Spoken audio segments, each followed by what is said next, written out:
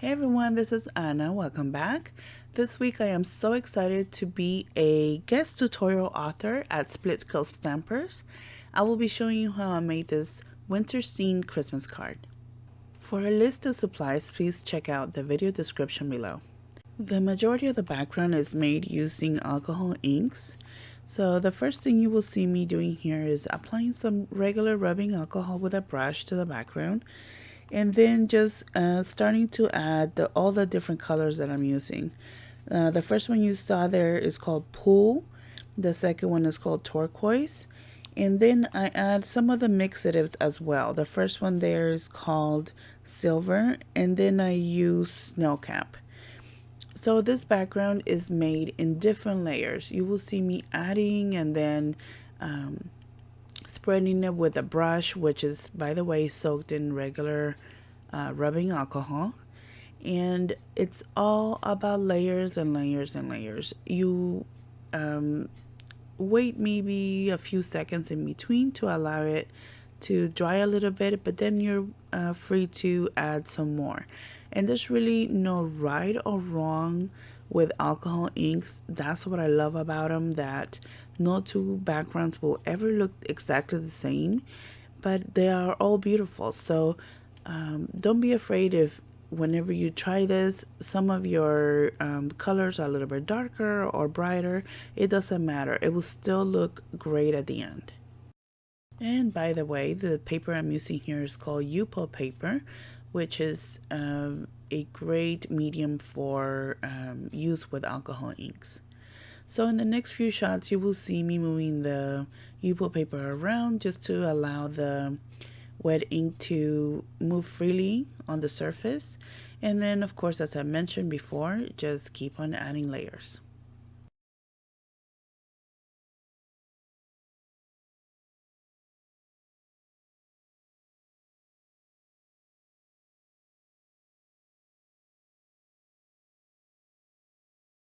And the last layer of alcohol inks, I am adding a little bit more of the snow cap. I wanted it to resemble a very snowy background. So I left it aside for about 15 minutes, and then I added a little bit of heat with my heat tool. Just be careful not to add too much heat because the paper can melt. And it still felt a little tacky, so I went ahead and just went over with my fingers to remove some of the excess moisture. Now I'm ready for the next step. So I will be using alcohol lift ink re-inker just to ink some of these gorgeous trees from the trees stamp set from Inka Dinka Doo.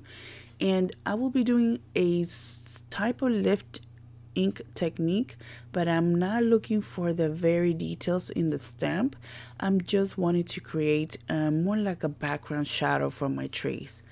And the way to do that is after you stamp, you get a piece of paper towel, kind of blot it in first, and then you're able to rub any excess and you get this really cool ghost effect in the background. Like I said, the way I applied it is just to create a shadow behind the trees, not specifically to get the very details of the trees. For the details, I am actually stamping with Gina K ink in black, and I'm kind of shifting a little bit to the side. That way you can still see a little bit of shadow that I just created with the lift ink in the background. One thing to remember when you're stamping on Yupo paper, since it's very slick, make sure to stamp straight down and lift straight up to avoid any shifting in the image.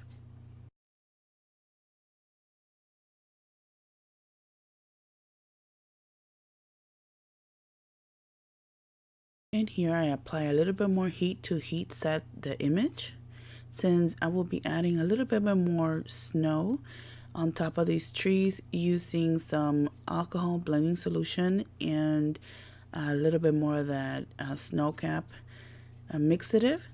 So the way you do that is mix the two, and with a brush just kind of sprinkle all around the card, and then you will get this really fine little snowflakes which look very beautiful. I'm also using the mixative in gunmetal, and I am using a brush that was soaked in regular rubbing alcohol, and I used this one to create a ground to level all of my trees.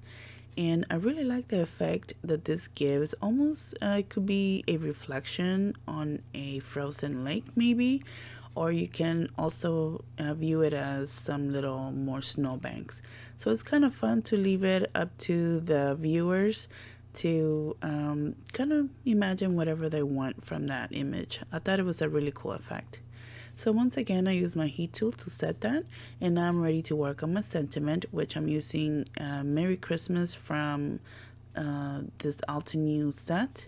I'm using regular cardstock for this. This is Neenah Solar White, and once again, I'm using Gina Case ink.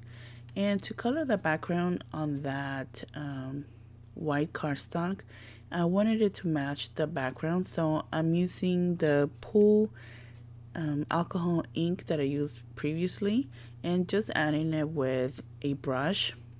Originally I thought of doing something to the side of that sentiment, but soon you will see me that I choose just to cut it short and just add the sentiment by itself.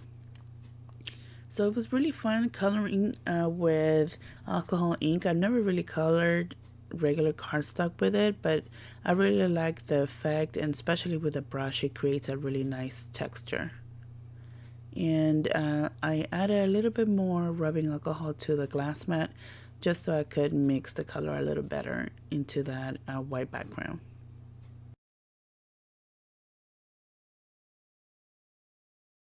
And to add a little bit more of this distressed look, I decided to tear the edges of the sentiment.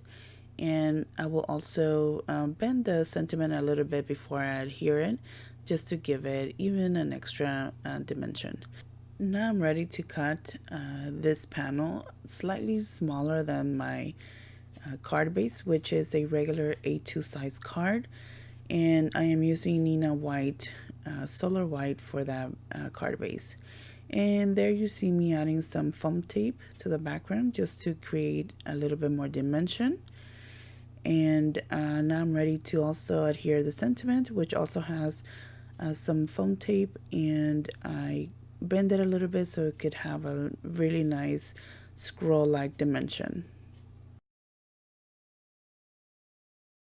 One of my favorite embellishments to use is glaze, which I have added to this needle tip applicator bottle, and it is perfect to apply to small areas such as sentiments.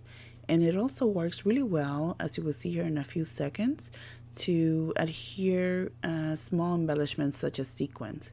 This particular sequence I'm using is by Pretty Pink Posh.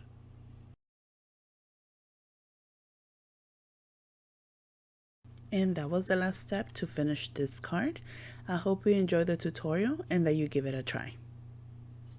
And don't forget to check out the tutorial at Splitcoast Stampers for more detailed pictures of the tutorial. And if you like this video, I would appreciate a thumbs up, and don't forget to share with your friends and subscribe to my channel for new upcoming videos. Take care of yourselves, and I hope to see you next time.